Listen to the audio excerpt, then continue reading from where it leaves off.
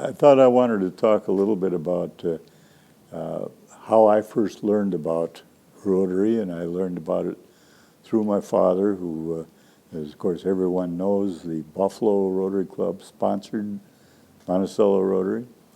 And although I knew of a lot of the business people from Buffalo, I had the opportunity as they came in to visit with my father, to witness and hear and understand what he was hearing for the first time, and also from the perspective of him then taking it to the next step and interviewing and talking with other local business leaders in Monticello as the reason why he thought it would be a good idea and why he thought they should consider joining.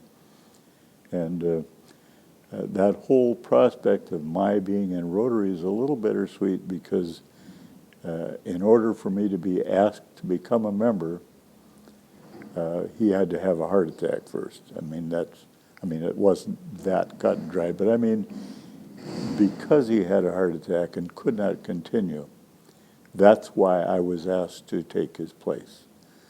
And I looked at that as a real honor because I was 24 years old, and everybody in the club was a lot older than that. And I got a real perspective of knowing the business leaders of Monticello that I would not otherwise have had, or would have at least taken me a long time to understand. But meeting with people on a club level like Dr. Hart and just Marty Gelberg and a lot of those people who were older than that I wouldn't have had that opportunity had it not been for that. And I'm very thankful for it, but naturally I wished he hadn't had to go through the heart attack. So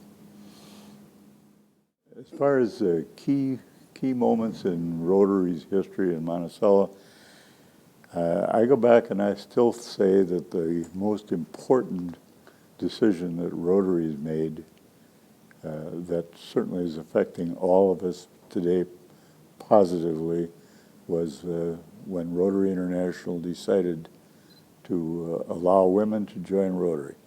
And I know that we had 3 ladies who joined in 1988. I don't remember whether the Rotary changed the law in 87 and it was implemented in 88, or whether it all happened in the same year. But during that time, I consider that probably the biggest change that Rotary has gone, and the best thing that they ever did. The old thinking of wives of Rotary members were called Rotarians, and that's no longer the case. Nobody refers to Rotarians anymore. They're members.